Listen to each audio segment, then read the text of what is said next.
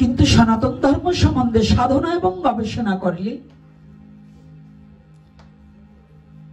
সে অবশ্যই মানুষ হইতে মহামানব হতে পারে। তো ভক্তি শাস্ত্র সার করো অবিরত। তাহলে ভক্তিটাকে প্রাধান্য দিয়েছেন শাস্ত্রে। অবিরত মানে সদা সর্বক্ষণ। অবিরত কথাটার অর্থ কি? বিরামবিহীন, অবিশ্রাম। কিন্তু আমাদের মধ্যে কি ভক্তিটা তদ্রূপ আছে?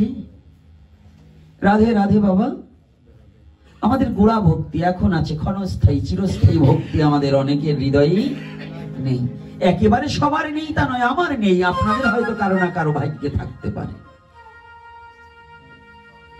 আমাদের স্বার্থন্বেষী ভক্তি, এই স্বার্থন্বেষী ভক্তি দ্বারা কখনোই ভগবত প্রেম উপলব্ধি করা যায় না।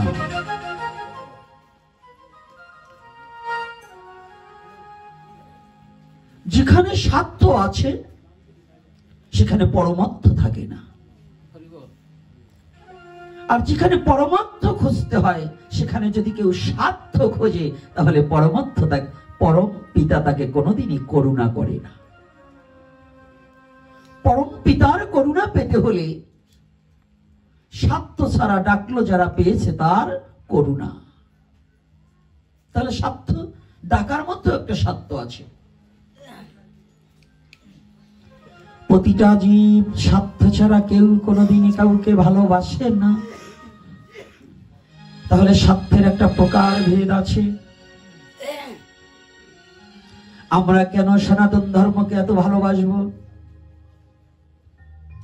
সনাতন ধর্ম কথা কেন শ্রবণ করব? কেন এই কৃষ্ণ কথা শ্রবণ করব? কৃষ্ণ কথায় কি হয়? বিশ্ব জগতে যারা কৃষ্ণকে ভালোবেসেছে, ভগবানকে যারা অধিক ভালোবেসেছে, তাদের দুঃখ ছাড়া জীবনে কোনোদিন সুখ হয়নি।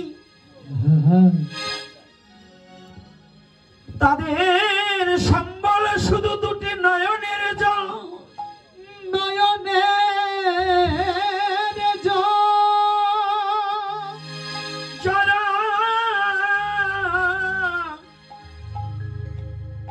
আমার ভগবানকে চিরতরে ভালোবাসতে পেরেছে,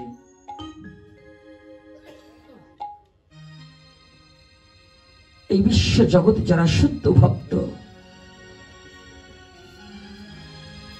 তারাই আত্মসুখে সুখী নয়। আত্মসুখটাকে বর্জন করে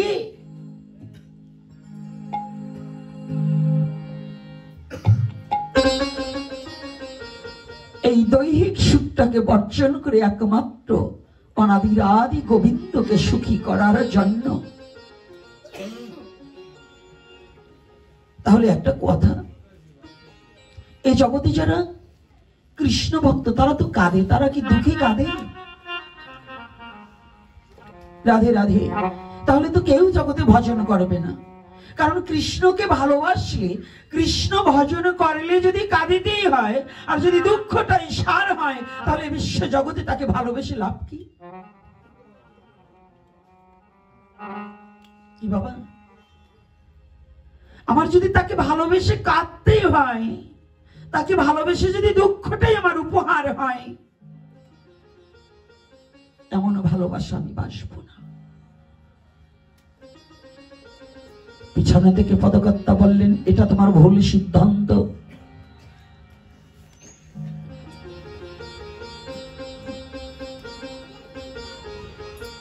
স্বর্ণকারের দোকানের ছাই ক্রয় করে সেই ছাইটাকে যেমন মার্জনা করে তার মধ্য থেকে স্বর্ণটাকে কর্ষণ করিয়া লয়, শুদ্ধ ভক্ত এই দুঃখের মাঝেও এমন একটা সুখ আছে, পরাসুখ, যে সুখ ক্ষণস্থায়ী সুখ নয়, চির সুখ। যে সুখ কোনোদিন একবার কারো হৃদয়ে উদ্ভাসিত হলে সে সুখকে কোনোদিনই কেউ নিঃস্ব করিতে পারে না, পারে না।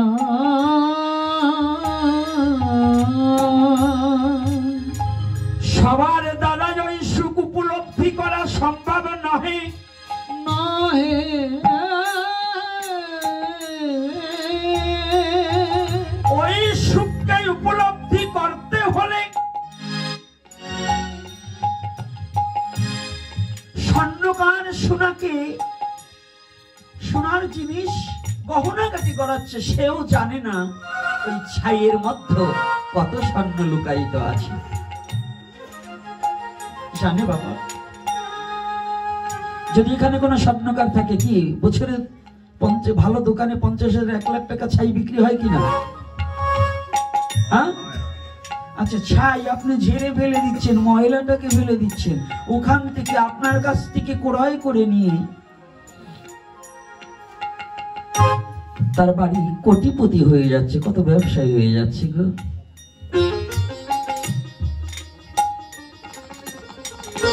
এই বিশ্ব জগতে ওই ছাইটার মর্ম যেমন ওই স্বর্ণকারও বসে না,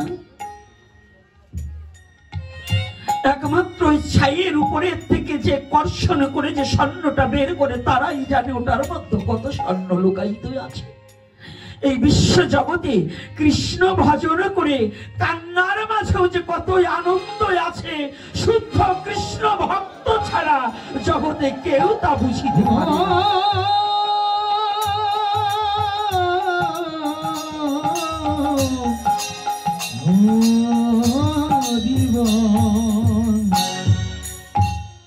কেউ তা বুঝিতে পারবে না, পারেনি আর পারবে না।